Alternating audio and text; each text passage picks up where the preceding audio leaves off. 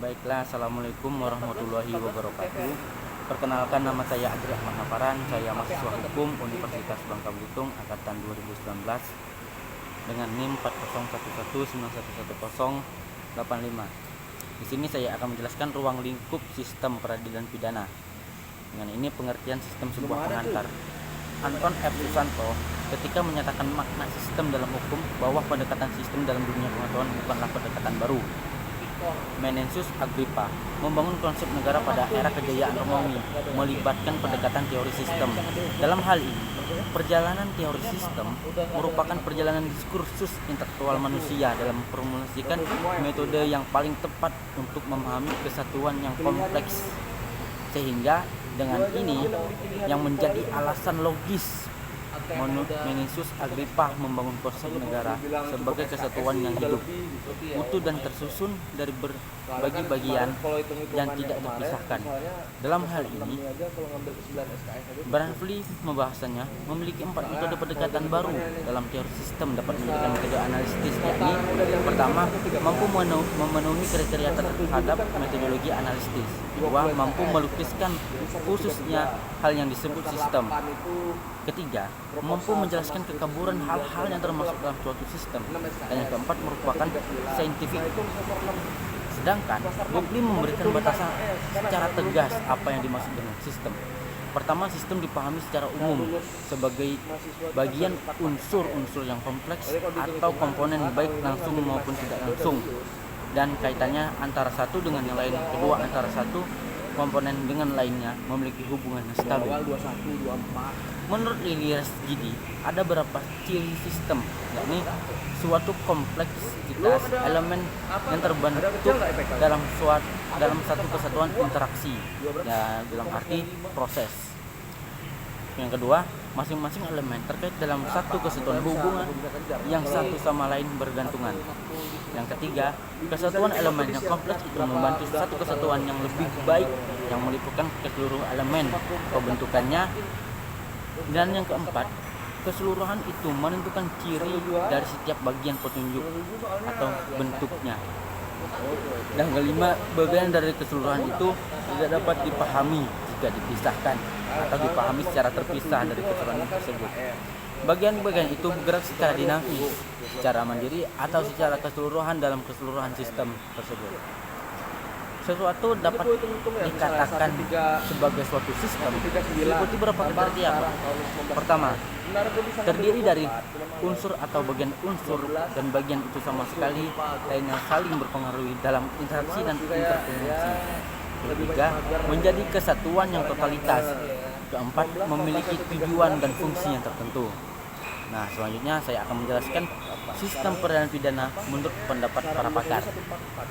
Yang pertama, sistem peradilan pidana dilihat sebagai satu proses yang berorientasi pada mekanisme atau terhadap administrasi peradilan pidana, baik itu tahap pra-adjudikasi, tahap adjudikasi, dan tahap pasca adjudikasi.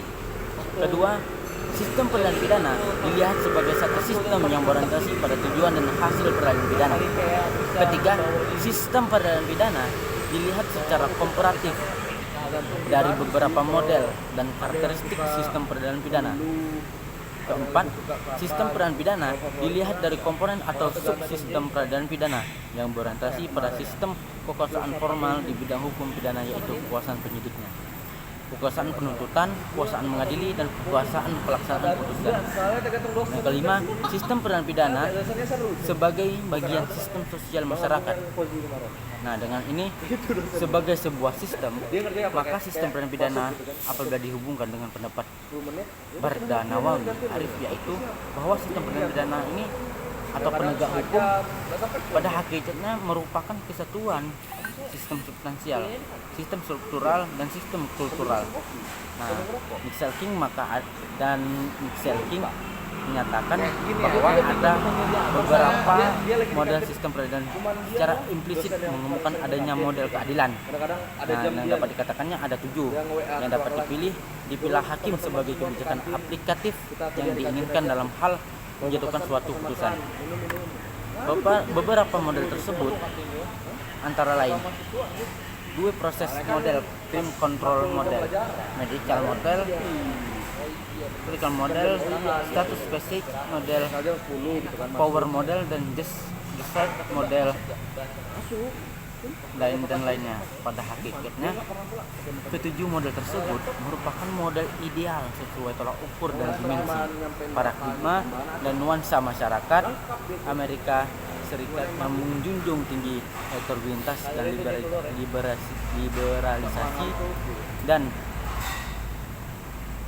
liberalisasi dan demokrasi. Nah, mungkin ada beberapa sistem pidana suatu proses, ada sistem pidana sebagai suatu sistem, ada sistem pidana sebagai suatu model dan lainnya. Mungkin akan saya jelaskan satu persatu.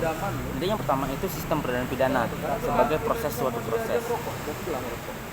Sebagai suatu proses. Istilah criminal justice system atau sistem pidana kini telah menjadi suatu istilah yang menunjukkan mekanisme kerja dalam penanggulangan kejahatan dengan menggunakan pendekatan sistem. Sistem pidana sebagai suatu sistem Frank Hamilton atau orang pertama di Amerika memperkenalkan rekayasa administrasi peradilan pidana melalui pendekatan sistem. Gagasan ini kemudian diletakkan pada pendekatan sistem mekanisme administrasi peradilan pidana dan diberi nama criminal justice system. 3. Sistem peradilan pidana sebagai suatu model sistem peradilan pidana apabila diperbincangkan sebagai suatu model, maka tidak dapat dilepaskan dengan pendekatan dikotonomi yang dikenalkan oleh Herbert L. Parker dalam bukunya yang berjudul The Limits of the Criminal System pada chapter 8 dengan judul Two Models of the Criminal Process, membandingkan pendekatan normatif sistem peradilan pidana menjadi dua model, yaitu criminal control model dan due process model. Sistem peradilan pidana sebagai komponen subsistem. Secara sederhana, sistem peradilan pidana adalah proses yang dilakukan oleh negara terhadap orang melanggar hukum pidana. Yang kelima, sistem peradilan pidana sebagai sistem masyarakat. Pada hakikatnya, sistem peradilan pidana itu dapat dikaji melalui pendekatan dari dimensi hukum, sosiologi hukum, dan manajemen. Nah, terus selanjutnya fungsi dan tujuan dari sistem peradilan pidana. Fungsi dan tujuan sistem peradilan ini David Scoral menjelaskan. Fungsi dan tujuan dari sistem peradilan pidana terpadu penjelasan itu diuraikan dalam buku Introduce the Criminal Justice System the England and Wales. Pertama, perlindungan terhadap publik dengan mencegah, menangkal kejahatan serta merehabilitas. Yang kedua, menanggulangi pelanggaran yang melumpuhkan berorientasi mengancam masyarakat ketika memelihara hukum dan ketertiban. Keempat, menghukum penjahatan dengan memperhatikan prinsip hukum. Dan kelima, mendatangkan ketidaksetujuan sosial atas perilaku yang dikecam dengan menghukum penjahat. Dan yang keenam, memberikan perlindungan dan membimbing kepada korban kejahatan. Pada umumnya, tujuan besar dari sistem peradilan pidana antara lain melindungi masyarakat, menegakkan hukum, dan juga selain itu tujuan sistem peradilan memiliki beberapa fungsi penting antara lain. Yang ketiga, mencegah perbuatan kejahatan. Yang kedua, melakukan penindakan terhadap pelaku delik dan memberikan pemahaman bahwa mencegah tidak efektif. Dan yang ketiga, mengkaji kembali melakukan tinjauan ulang atas aspek legalitas parameter pencegahan dan penindakan. Yang keempat, putusan pengadilan dapat menentukan salah satu tidaknya atas pelaku yang ditahan. Yang kelima, di posisi yang relevan atas pelaku yang dikatakan bersalah. Dan yang keenam, lembaga koleksi sebagai perangkat negara yang mendapatkan legitimasi dari masyarakat terhadap pelaku pelanggaran yang melanggar hukum pidana. Nah, terus ada 3 bentuk pendekatan sistem peradilan pidana. Romley Atsmasmita di dalam bukunya Sistem Peradilan Pidana Kontemporer, ia menyajikan 3 bentuk pendekatan di dalam sistem peradilan pidana. Pendekatan ini boleh dikatakan pada umumnya berkembang secara opsional dan lembaga di dalam subsistem peradilan pidana. Pendekatan tersebut dikenal sebagai pendekatan normatif, pendekatan administratif, dan pendekatan sosial. Pertama, pendekatan normatif ditandai dan prinsip kerja pada ruang lingkup hukum hukum pidana substantif. Aparatur penegak hukum berperan sebagai institusi pelaksanaan peraturan perundang-undangan yang berlaku. Penegakan hukum pidana yang dilakukan dan pendekatan normatif lebih total enforcement. Dan yang kedua, pendekatan administratif. Sistem peradilan pidana menumbuhkan perilaku dan budaya kerja berbasis pada mekanisme kerja rasional dan prinsip efektivitas dan efisiensi. Titik tekan pendekatan administratif.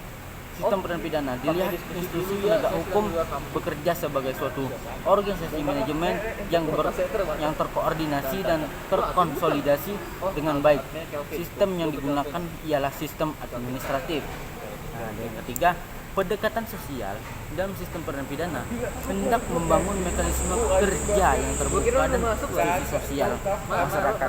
Meskipun sistem peradilan pidana memiliki pola kerja tidak terpisahkan dari sistem sosial masyarakat dan dalam melaksanakan tugas dan fungsinya penegak hukum memperhatikan aktual enforcement di mana pola penegakan hukum pidana juga mempertimbangkan sesuatu yang realistik.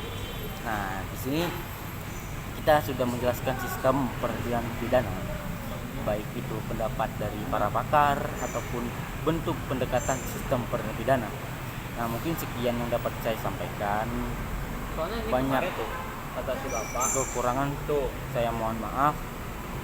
ini kelas hari apa ya? Itu Wassalamualaikum warahmatullahi wabarakatuh. Ini kelas hari apa? Senin Pak, pas pikir saya wajibkan nanti rusunnya